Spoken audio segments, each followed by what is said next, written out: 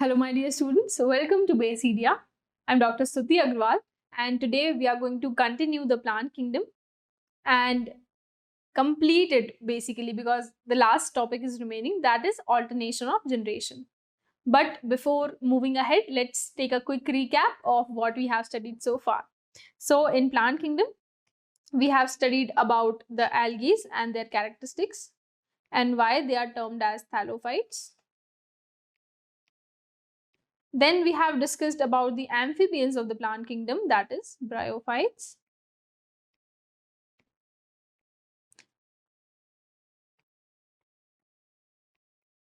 And one more thing about bryophytes, that they have plant-like, leaf-like and root-like structures.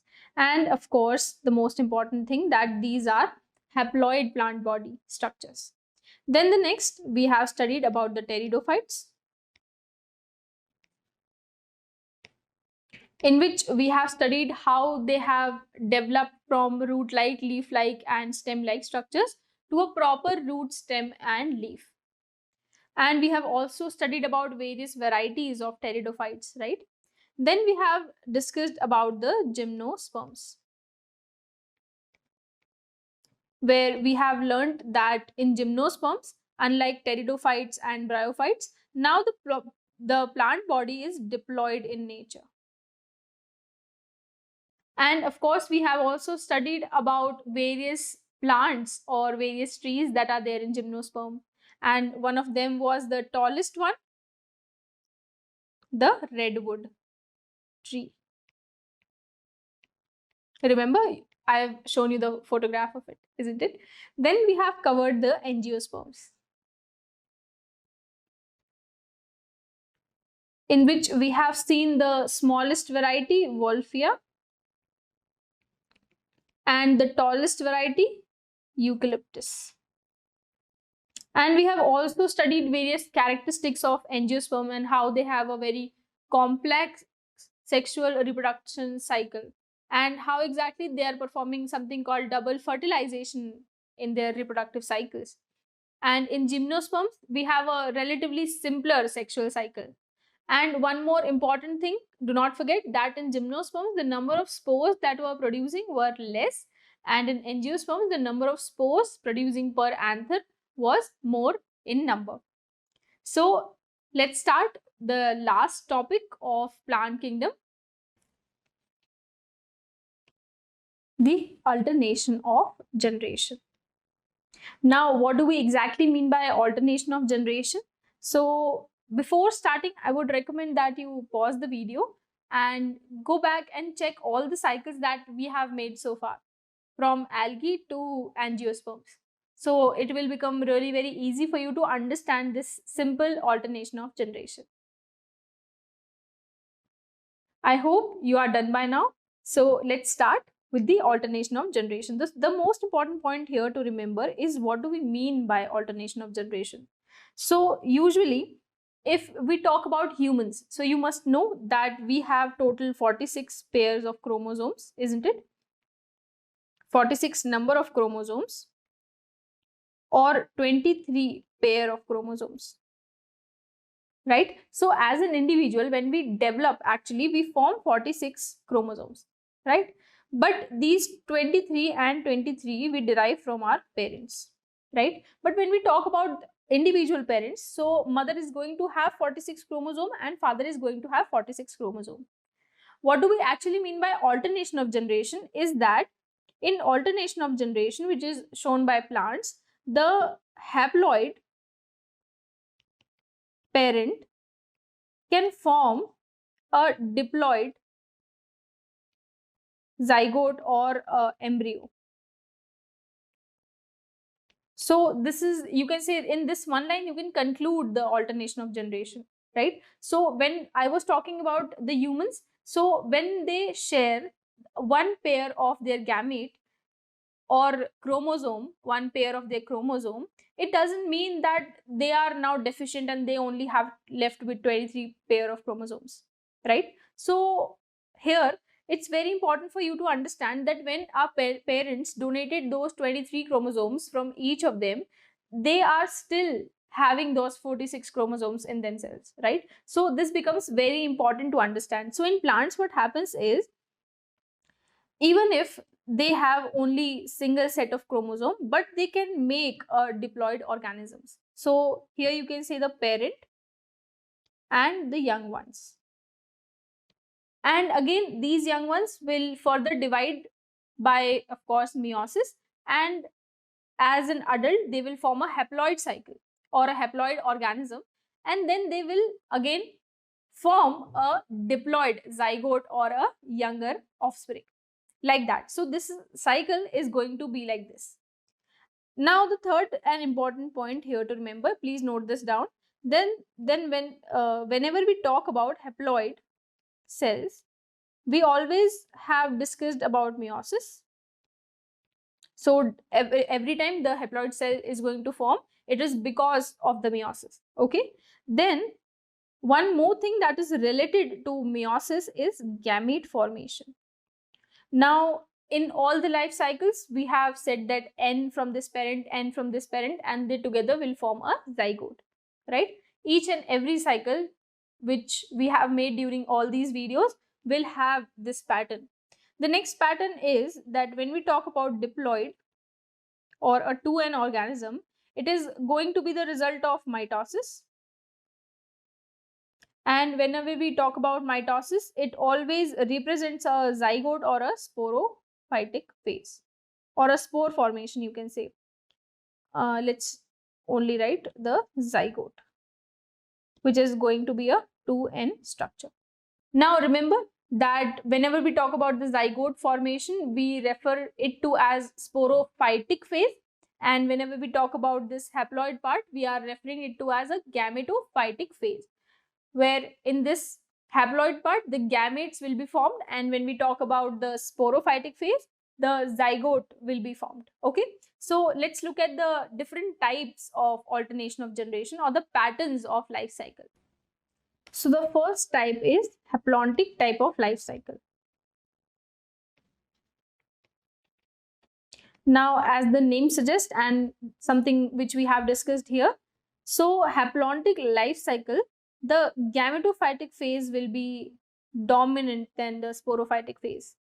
Now, when we talk about sporophytic phase, the next or the product of sporophytic phase is going to be a zygote. And the result of gametogenesis or gametophytic stage will be the gametes that are going to produce, of course, right? So here you can take example of algae. So in algae, we have studied there are various types of spores that are producing, right?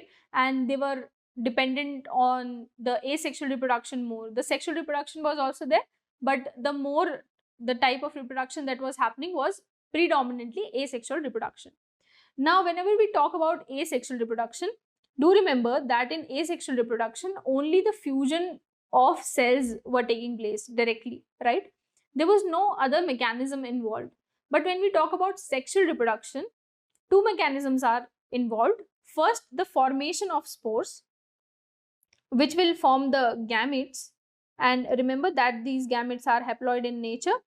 And then these gametes will fuse to form a zygote. So it has got two phases, that one spore formation and the second is zygote formation. Now the important point here to remember is that when we talk about the formation of spores, we know that it's going to be a haploid structure, and with the help of meiosis, it is going to form, like from spores to individual gametes. The only process that is going to take place is meiosis. Right? So here you can see even from zygote itself, the zygote is relatively short-lived, you can say. So the moment the zygote is formed, it immediately undergoes the meiosis to form the spores. Right? So it's very short-lived. So the sporophytic generation, which will be forming the zygote, which is represented by zygote, is very short-lived. Okay? So sporophytic phase, you can say this. Now, do not get confused with the sporophytic phase and spore. So, these are different things. Sporophytic phase will include the formation of zygote.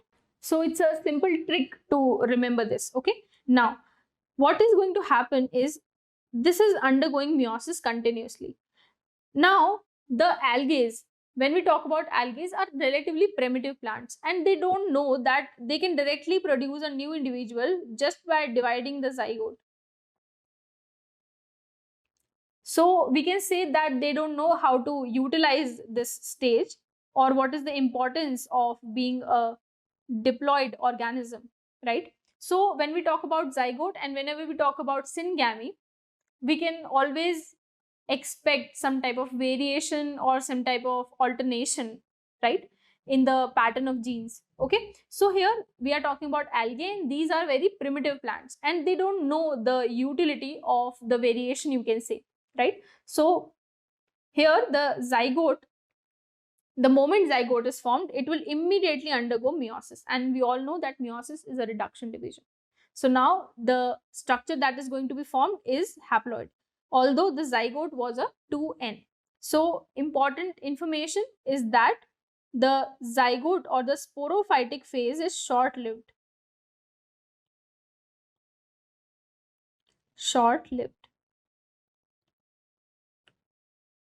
And the moment zygote is formed, it will immediately undergo meiosis. Okay, I hope you are clear with the haplontic life cycle. Now let's look at the other type of life cycle. They formed an individual or a different type of life cycle, that is haplodiplontic life cycle. So as we have discussed that from algae we are progressing towards bryophytes and pteridophytes, and there is a progression that now the bryophytes are smarter and pteridophytes are also smarter. Now, so here, what do we mean by this? That now they know that zygote can also form a new individual. So they are going to utilize zygote to form a new individual, right? So here you can see that zygote will further undergo mitosis to form sporophytes, which are going to be 2n. And then these sporophytes will undergo meiosis to form individual spores. And you must have seen in the cycle of bryophytes, liverworts, and pteridophytes as well, that from zygote a new individual can also form, and also from spores they can grow and form a new individual. Now the important point here to remember is that in bryophytes we have made this simple array diagram. So you can say that here the gametophytic phase is relatively dominant than sporophytic phase, just because of this zygote and how exactly the zygote is going to form a new individual. Okay, because just after gametogenesis the zygote formation is going to take place. So it is relatively dominant in bryophytes. Okay, but in the other examples like in mosses, in bryophytes I'm talking about the liverwort, but then in mosses again there you can see a slight dominance of sporophytic phase as well.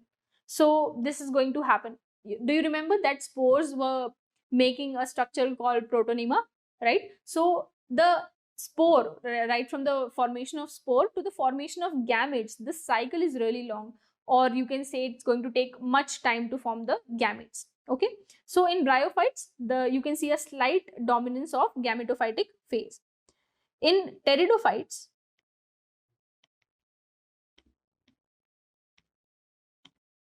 there is a slight inclination of sporophytic phase then gametophytic phase. Although you can see in the diagram that both of them are forming almost the same type, or you can say they are taking same time to complete, but a slight deviation will be there. Okay, so here you can see that a slight, you can say, dominance of sporophytic phase. Okay, now whenever we talk about the gametophytes and sporophyte, do remember that in bryophytes and pteridophytes the most important thing was the number of spores that were producing. So bryophytes and pteridophytes were trying to produce more and more spores, right? So that is the reason why if you see this cycle, you will observe that the number of spores they will try to increase it, although it's relatively less. So they want to produce more number of cells, and that is why in order to produce more spores, they will need mitosis.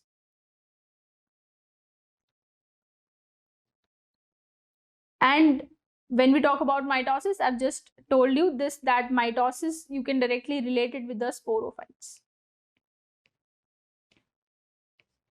So whenever you will come across these type of things, do remember that when number of spores are less, they will try to compensate it, and that is why they will need mitosis to happen inside them. And that's how they will end up making zygote instead of the gametes first. Okay, so here you can see that both have equal inclination, but there is a slight change here in the bryophytes, that they are more inclined towards the gametophytic stage. Because there is one more reason you can add, that from algae to bryophytes, they have progressed, that is one thing, but still they have certain characteristics of their ancestors or of the previous division. Do remember this, in each and every type you will see that when you talk about bryophytes, you will see some of the characteristics of algae as well. And same is with pteridophyte, you will see some of the characters of bryophytes in the pteridophytes. Okay, so small inclination towards these. Also, all the stages you can say are multicellular, because now we are moving towards the complex structures, right? And whenever we talk about bryophytes and pteridophytes, the structures are getting complicated, right? So we will have multicellular stages at every point, be it gametophytic phase or a sporophytic phase. Now, talking about the third type, diplontic life cycle. You can also see diplontic life cycle first and then go for haplodiplontic. But I think it's better to understand it with the progression, because we are talking about plant kingdom. And from the beginning, we are talking in that sense that from algae to angiosperms, how they progressed. So you must remember that from haplontic to haplodiplontic to diplontic life cycles. Now, we say that gymnosperms and angiosperms are higher plants. So important point to remember is that now they exactly know that zygote is going to save them. So they are completely dependent on the sporophytic phase. One important point from here as well, do you remember that in bryophytes, we always say that the sporophytes were dependent on gametophytes for their nourishment? Do you remember this? So you can add this point as well in the haplodiplontic type of life cycle, that in bryophytes we have seen that the sporophytes were dependent on the gametophytes for the nourishment. Although when you see the pteridophytes, they are relatively independent of each other, then they don't need the nourishment from the gametophyte that much. Okay, so do remember this important point. Now coming back to the diplontic life cycle, so here sporophytic generation will be dominant on gametophytic. Okay, how exactly? So now these plants are really smart and they know that they can directly form a new individual by just dividing the zygote further, and save all the energy that bryophytes and pteridophytes were spending on spore formation, and the algae that were spending more of the time in spore formation. Now here also they know that the importance of spore is really there. So they are producing, already they are producing more number of spores, and they also realize that now they don't need that specific mechanism, right? And they can directly fertilize the zygote and directly make a new individual out of the zygote. So here they are completely dependent. The sporophytes are completely independent. Completely independent on of gametophytes. And now they can directly make a new individual from zygote, and just by simple cellular division, right? As we know that angiosperms and gymnosperms will be multicellular, similar to what we have studied in bryophytes and pteridophytes. So here the individuals are again going to be multicellular. Now we have seen in angiosperms that so many spores are going to be formed. Then we have seen the ovule where we have different cells, like so many cells, 7 cells and 8 nucleuses were specifically there. So 3, 3 and 2. So what do we have? 8 nuclei and basically 7 cell and 8 nucleus is what we usually call an ovule. Okay.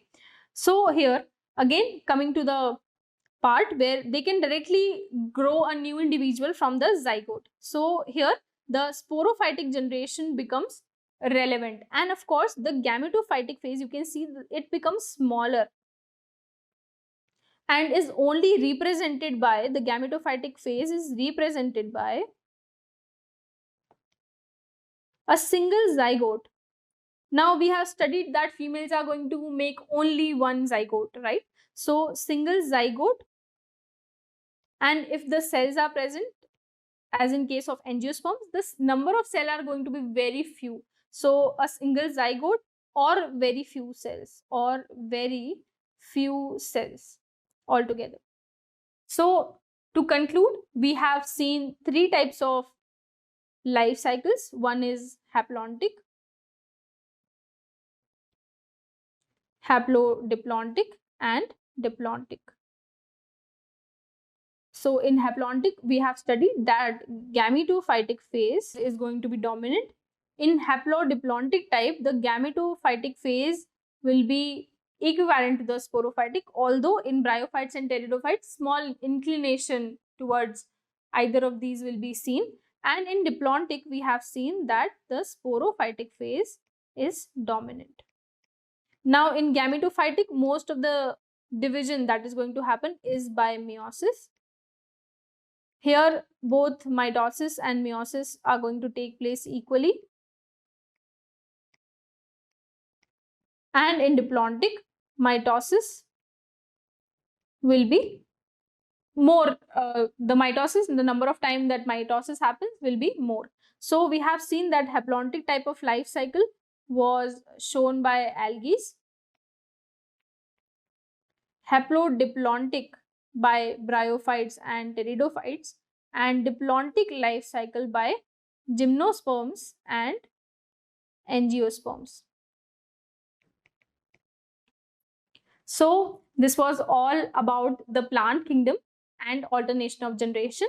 I hope you understood all the concepts, and now you can go and take the practice test to test your knowledge basically, and come back again for another amazing chapter. Till then, take care. See you in the next video.